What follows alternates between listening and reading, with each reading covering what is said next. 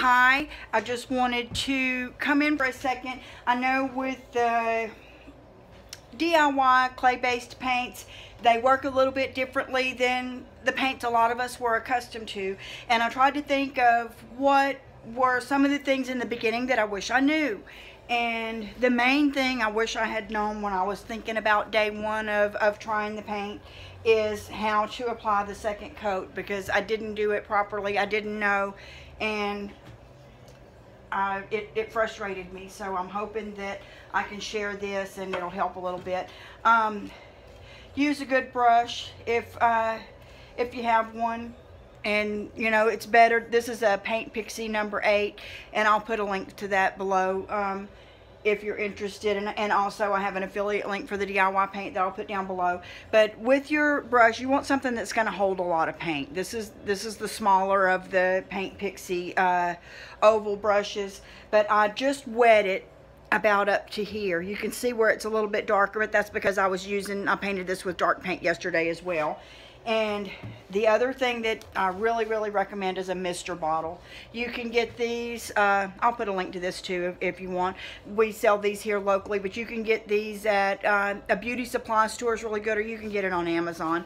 But they're not going to be like the squirt bottle you get in the garden center at Walmart. It's not going to blast off, because if you blasted one of those on here right now, it would reactivate this paint and I would be down to the original surface, and that's frustrating.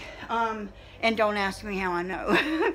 Anyway, when you get ready to put on your second coat, you want your brush wet, because this paint is thick and absorbent, not dripping wet, but you want it, you know, moistened halfway up. And then we're going to lightly mist the surface.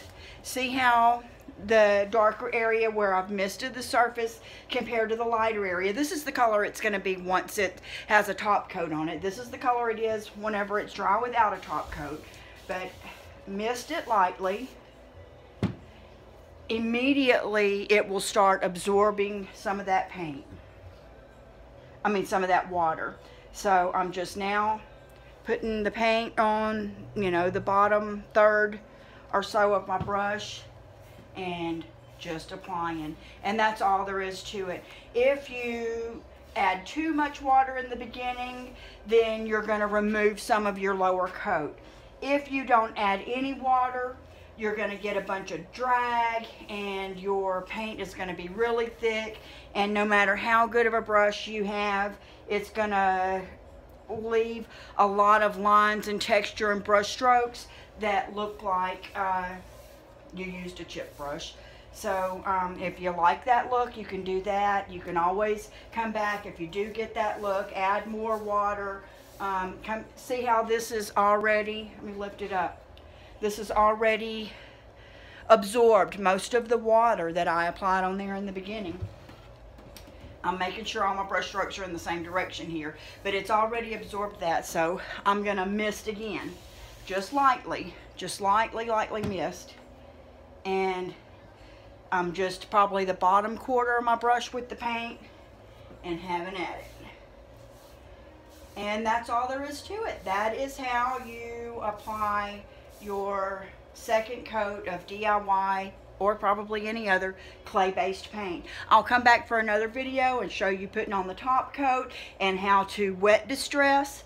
If you wanted to go in and remove some of the next coat down, you know, there's techniques for doing that. So I hope this was helpful to you, and thanks for joining me.